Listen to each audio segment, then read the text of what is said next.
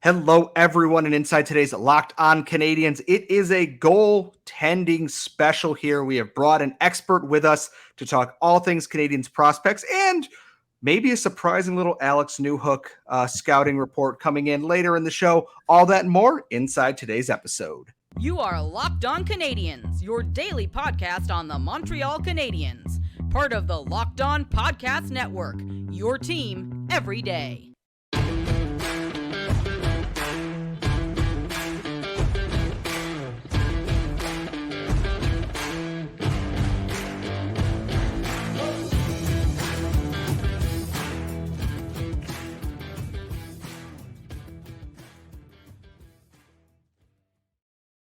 Hello, everyone, and welcome to episode 886 of Locked On Canadiens. As always, thank you for making us your first listen of the day every day, wherever you get your daily podcasts, Google, Apple, Spotify, or if you're watching us on YouTube, thank you so much. Subscribe so you don't miss any of our live episodes or any of our shows daily here.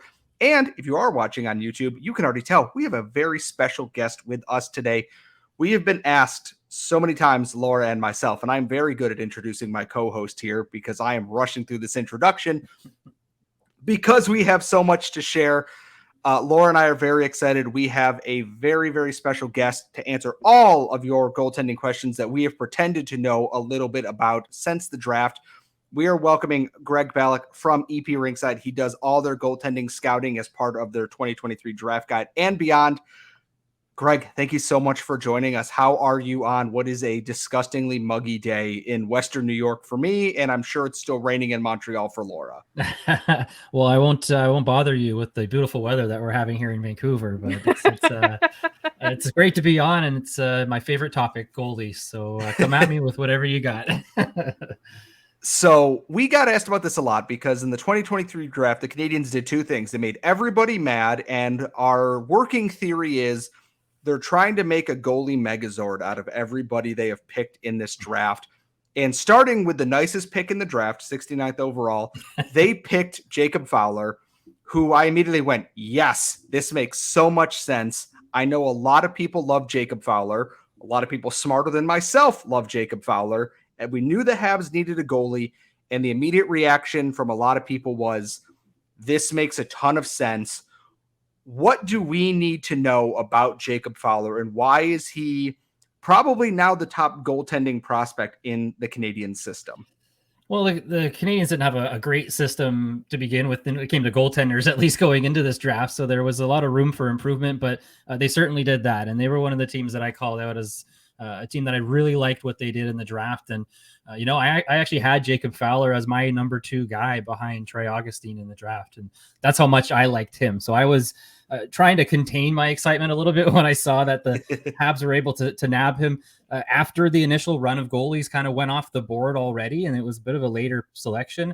I thought they scored big time with that selection. And I'm biased towards the goalies, of course. People will see that. But I really do think he's a value pick at that selection because I just like the path that he's on. He's going to Boston College. You've seen guys like Joseph Woll come out of there, Demko, Schneider. If you go a little bit further back, it allows them some time to breathe and some time to develop. And he's still pretty raw at this point, but he's got a lot of strength in his game. And it was kind of surprising to hear some of the criticism of him being his conditioning and stuff like that, because I never saw any of that as an issue for me. I thought he was actually, post to post, one of the quicker goaltenders that I saw this year out of anybody, obviously for me to rank him that high. So I love the pick, and I think you should ignore a lot of that criticism that you hear about him. I think he was one of the better goalies available in this.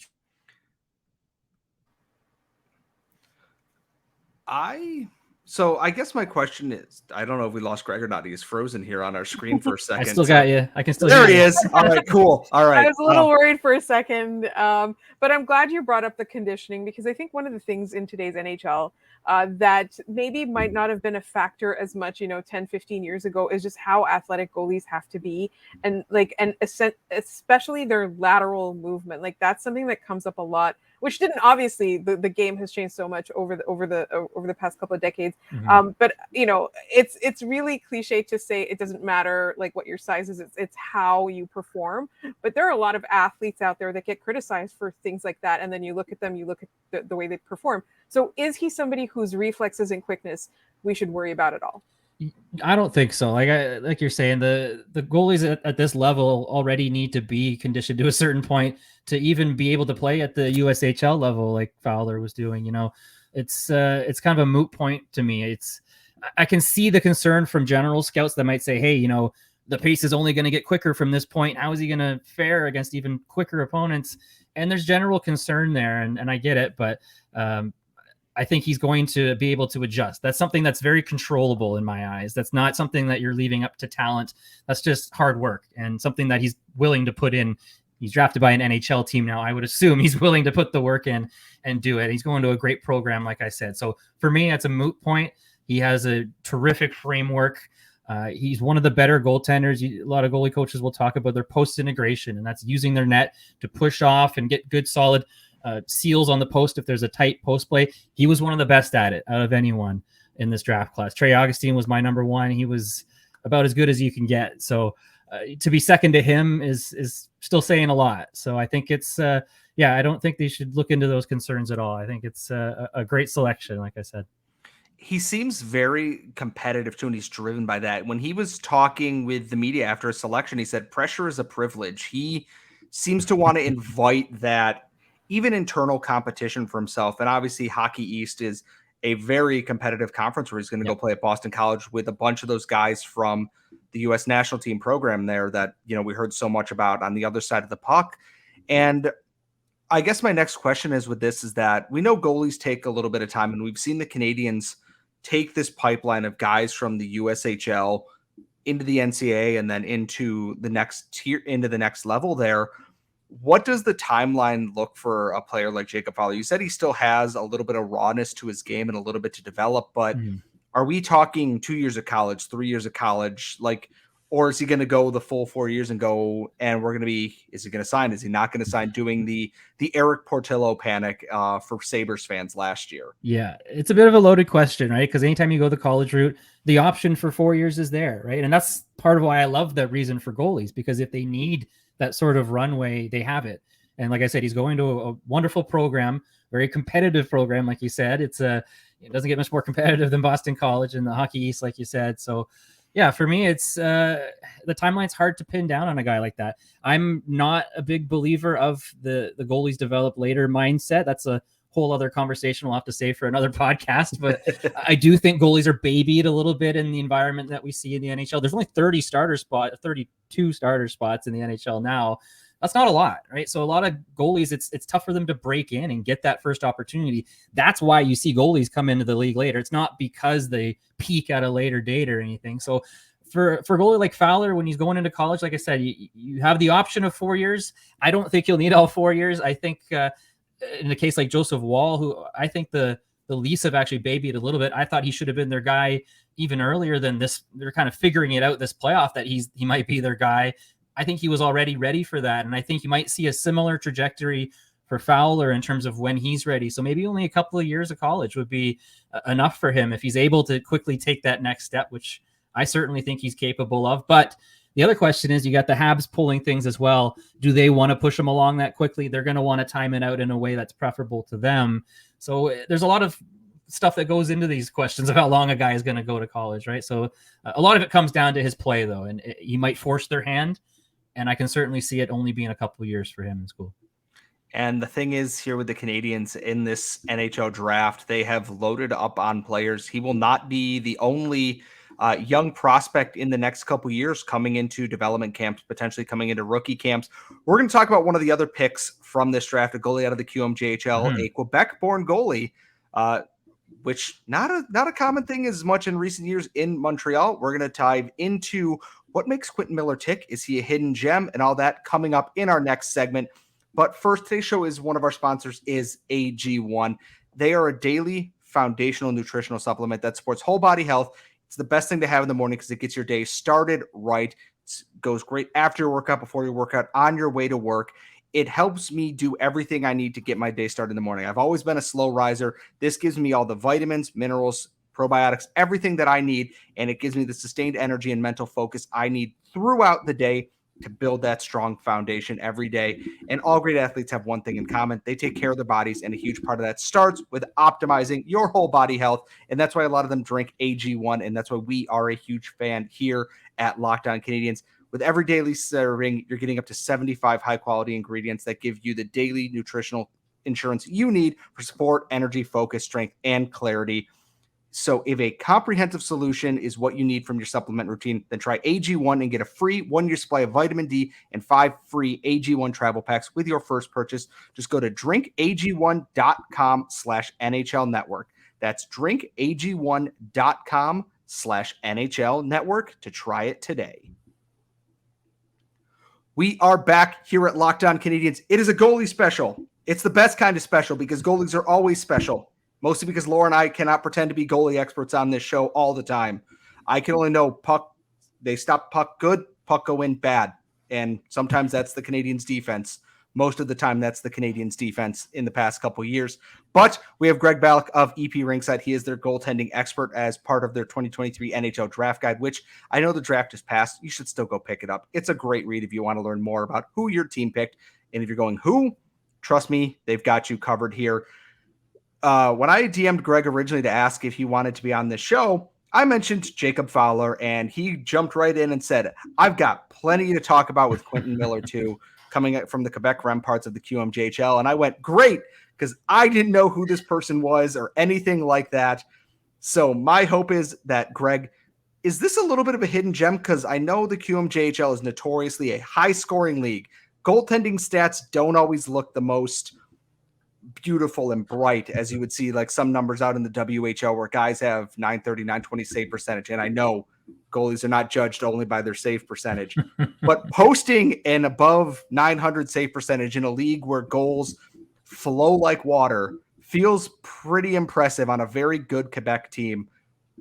Tell us about Quentin Miller and what we need to know about one of the newest Habs goalie prospects here. Yeah, even from a pure numbers standpoint, you kind of hit the nail on the head there. The 900 save percentage is pretty good in leagues like that in most years. You know, a lot of times the league average save percentage is sub 900. So yeah, he's not a guy who a lot of scouts saw a lot of. He didn't play a ton of games, and I think that's what qualifies him as that hidden gem candidate. I had that actually verbatim in my report on him, was that he might slide under the radar for a lot of teams. I just frankly didn't get a chance to look at him and won't have him on their list, but teams will have him on their list because of his frame. He's got a really good size, 6'3", 180.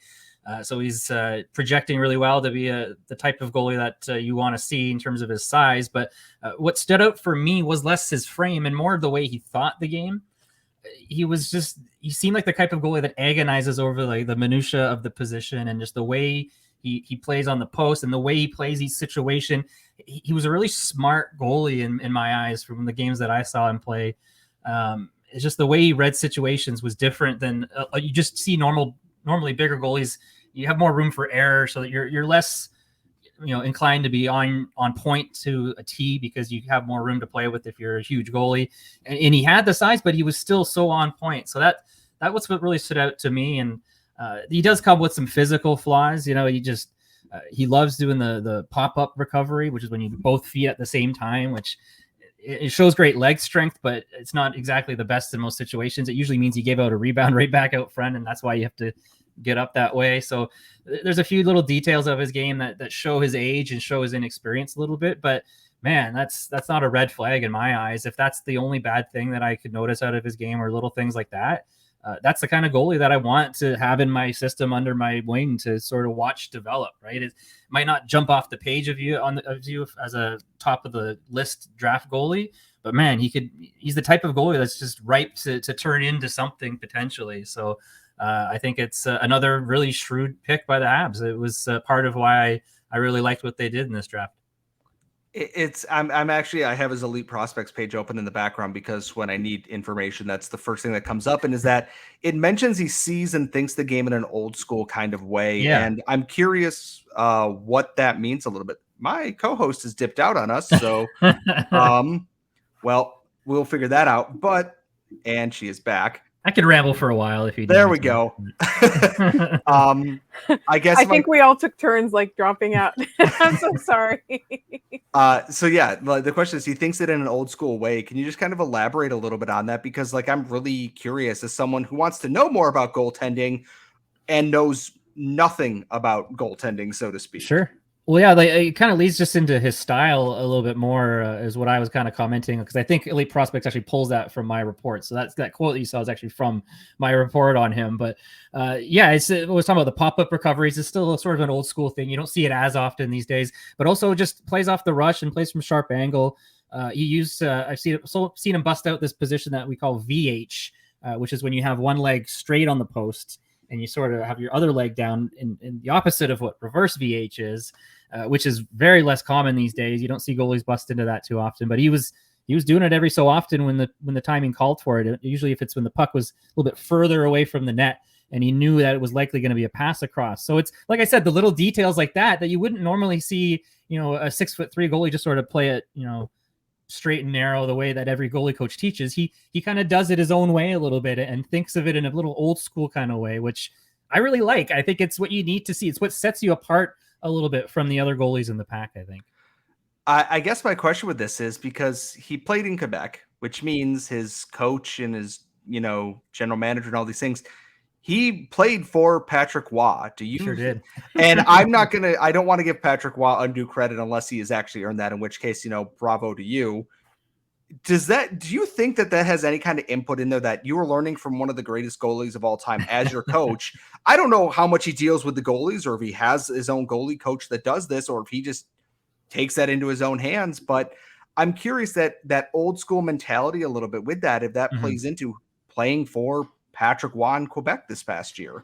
I just certainly hope he's too young to really remember much about Patrick Waugh, because I don't get starstruck often, but the one time I remember being starstruck was doing a scrum with Patrick Waugh when he was head coach of the Avalanche. The one time I kind of zoned out and went, whoa, that's friggin' Patrick Waugh right there. So that's the one time it's happened to me. And so I hope that doesn't happen to him, being it his coach. But I have talked to other goalies that have played for Patrick as their head coach, and he does have a goalie coach there working with them. He does offer his input when it needs to be. But he's very hands-off with the goalies, mostly when it comes to the coaching side of things. He leaves it to the goalie coach for the most part on the day-to-day. But yeah, he does obviously have his say when it comes to it. And it's great having a mentor like that on the staff, right, to sort of guide you. But yeah, like I said, I just hope he's, Quentin Miller's case, he's just too young to really understand the full impact of what Patrick Waugh has done for the game and done for goalies, because I'd be a little nervous playing for him if I were him. That makes me feel so old. It's like, yeah, I was too young to watch even the end of Patrick Waugh's career, where I just go, I'm just crumbling to dust in the background here. That it's like, no, that wasn't that. Oh God, it was over 20 years ago at this point level of that. I guess the last thing here before we kind of move into our final segment, just to talk about other goalies in the system and things like that. Like you said, he's got a modern frame where he's 6'3". Yeah. He's obviously going to grow into that a little bit. And like, we look at some of the Canadiens goaltenders here. Jake Allen's a little bit more average human height, 6 foot tall on 6'1" on a good day. But then someone like Samuel Montembeault, Caden Primo, even Carey Price when he was still playing, seemed to fit that more modern style size. But we've seen one of the best goalies in the NHL in the past couple of years been UC Saros. Size doesn't really dictate how a prospect is going to go. Devin Levi is not a big goaltender, but he was one of the best goaltenders I've seen outside the NHL in recent years. Size isn't impacting, what his game is at right now, at least from what you've seen, is it? No, that's why I said I was kind of surprised to see the way that he played, because a lot of goalies with that sort of size and frame get, for lack of a better word, lazy. They just play the generic blocking sort of style that you've come accustomed to over the course of the last 20 years. So I think that's a positive in my eyes. That when I came up, I'm 32, and I was the first generation of goalies that were taught the butterfly from the very beginning. And what I learned as I got older, and I wish I figured out at a younger age, is that a lot of times they coach that sort of old schoolness out of you. And I had a hard time actually knowing when to sort of go into desperation mode, because I was so hell-bent on staying focused on such a positional and technical way of playing.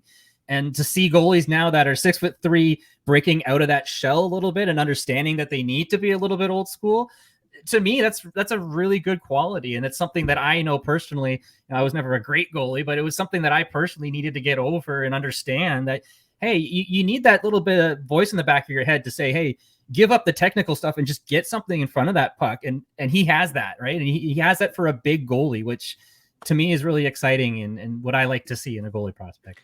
I know fans are going to be thrilled here. Another, Quebec-born goaltender who seems to be, having that path on the way up here. Has had a really good first season in the QMJHL. Seems to be a really underrated pick here that, like I said, I didn't know much about him, but I looked at his numbers and just glancing at that going, hey, that looks kind of neat. I don't know much beyond that. Let me ask Greg when he's on the show here about that. And I'm glad that we have so much more insight into that, but we have just some spitballing left to do in our final segment. And it is Alex Newhook week now, apparently at Locked On Canadiens here. And Greg, having worked with the BCHL, might have a little bit of insight in that in our final segment.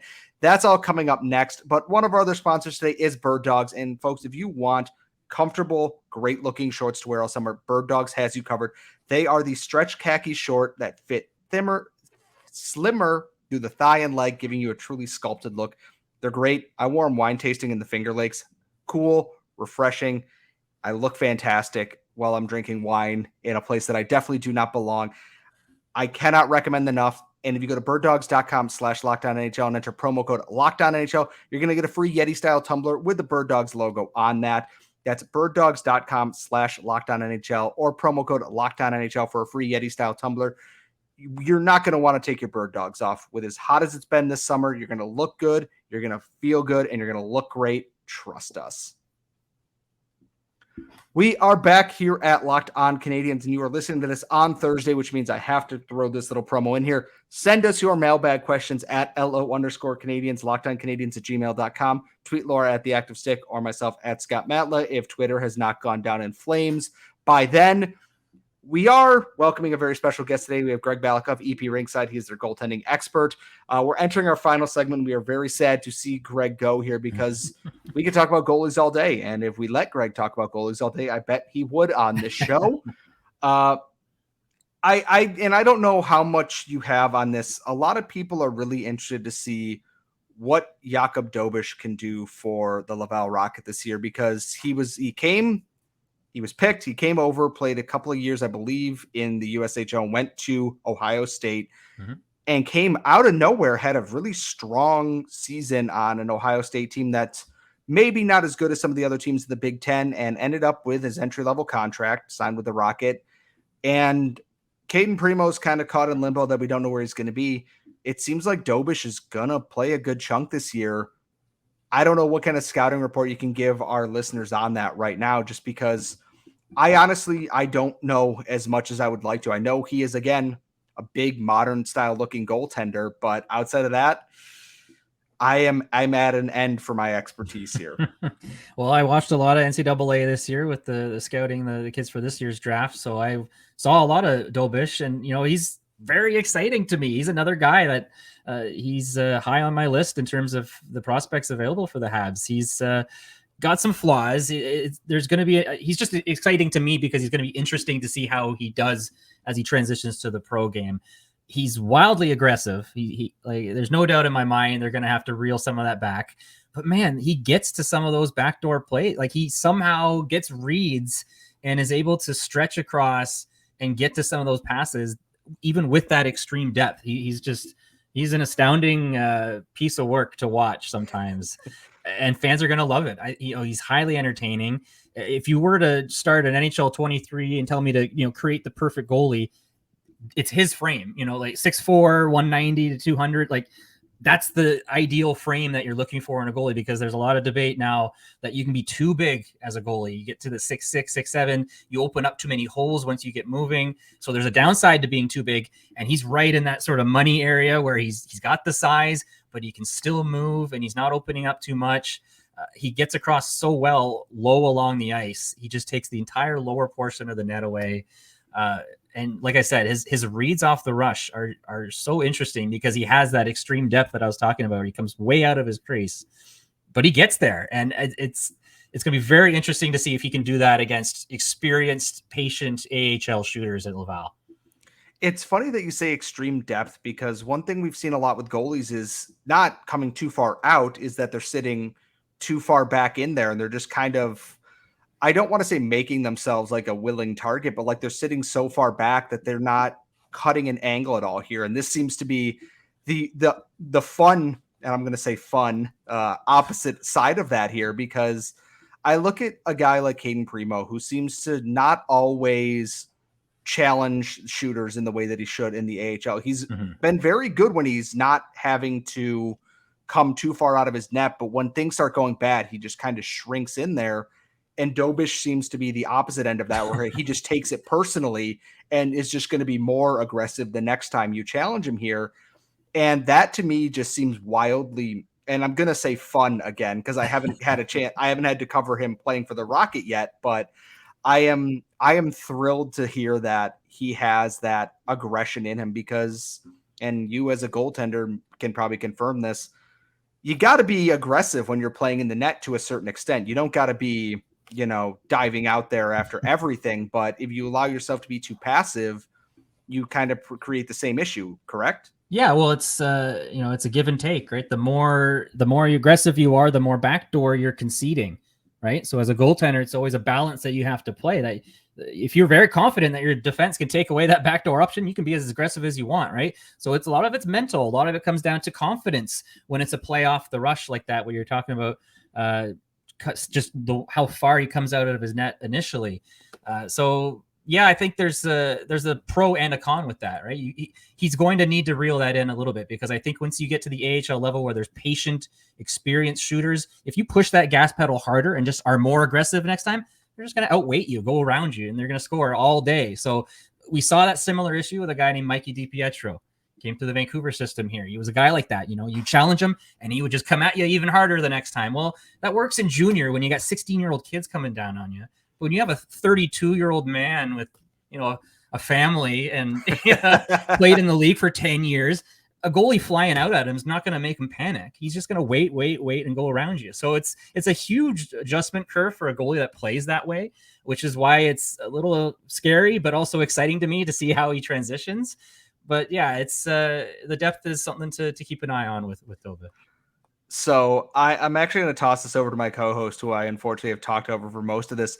Laura, it's Alex Newhook week here at Locked On Canadiens. Do you want to tee up one final question for our wonderful guest that has nothing to do with goaltending and everything to do with the Canadiens' newest signing? Right. So peek behind the curtain. We are recording this right after Kent Hughes signed Alex Newhook to a $2.9 million 4-year contract. And we're wondering, the big question mark with him is what happened in Colorado, because he doesn't seem to have lived up to his potential. Do you think that high upside is still there? Absolutely. And I'm totally biased. I'll say this right from the get-go. I'm someone that's been rooting for him from the beginning because of his BCHL ties. And but I got to see him firsthand for 2 straight years. And I saw him develop over the 2 years in Victoria that he played. And the only other player I can even compare him to is Ken Johnson, who is another, super high IQ guy that just needed a couple more years to develop, which is why he went the route that he did through the BCHL. And it's impossible for me to say that he doesn't have that high end potential, because he has it. He's one of the best players with hockey IQ that I've seen come through the BCHL system. So, every Colorado reporter and expert that we've had on my day job on Sportsnet 650 have said that just it was a role that he wasn't ready for yet in Colorado, that he just wasn't able to step into, that nobody blamed him for. Nobody was mad at Alex Newhook that he wasn't able to perform at a super high level, but they knew that he was going to get there at some point, and they just weren't able to get him into a contract in Colorado. So I think it's a huge, bonus for Montreal that he sort of just landed in your lap, or they were able to have the bid for him that they did, because yeah, in my eyes, he's, I've seen a lot of players come through the BCHL. Very few come in the Alex Newhook conversation in terms of the ability to see the ice and just make his teammates around him better. He made every other player on his line. So like Alex Campbell was the guy that he played with. You look up his numbers, he's a Nashville Predators draft pick now, and he made him look amazing. And he still is a pretty decent prospect, one of the fastest players in that draft class, but he's just, Alex Newhook is the type of player that you can just see that he opens up time and space for his teammates. And, I really think he can do it at the NHL level if you just give him a couple more years and sort of wean him into the role rather than throw him into it like he was in Colorado. And give him the right line mates. I think one of the things the Canadians seem to be is stockpiling people who are extremely intelligent or see the ice a certain way. And even if it's somebody like Sean Monahan, for example, who's extremely injury prone and obviously on the decline in his career, or somebody up and coming like Newhook or Kirby Dach, like there's something that they have in common is the way that they see the ice.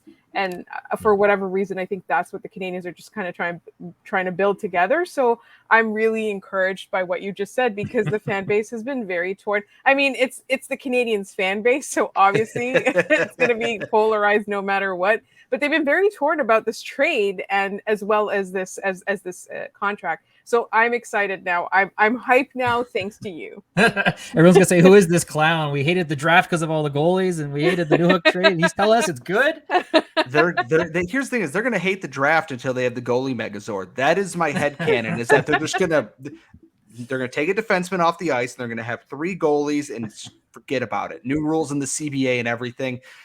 We do have to wrap up the show. And Greg, thank you so much for lending us, a half an hour, 45 minutes of your time here. Do you want to tell our listeners where they can find your work across the internet and where they can follow you on social media if they want more goalie puck doku questions or just more goalie analysis? Well, you can get me on Twitter until it collapses. At my handle, you can see at Greg Balloch, Balloch. I'll be on Threads as well, I guess, if that's the backup option for now. And you can listen to me in the mornings. I'm on Sportsnet 650 locally in Vancouver. We're also on just nationally on the Sportsnet Radio Network this week on the Halford and Bruff Show. So if you can listen to me in the mornings, if you want to catch some of my goalie takes, that's normally where you go. Other than that, just stay tuned to EP Rinkside. That's where you'll read most of my musings on goalies as the year goes on for the upcoming draft, for the next slew of goalies to come through. I doubt Montreal will be as active in the goalie selections. They might be, but I doubt it. I just don't ever try to guess what Ken Hughes is going to do at this point. Is all that I have learned at this point in time. He's going to trade for like UC Saros next year or something. Yeah. The way everything else is gone here.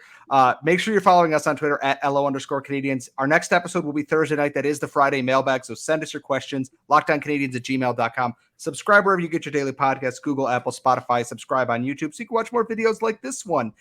Follow Laura at The Active Stick. Follow myself at Scott Matla. Folks, thank you so much for tuning in, and we will see you all next time.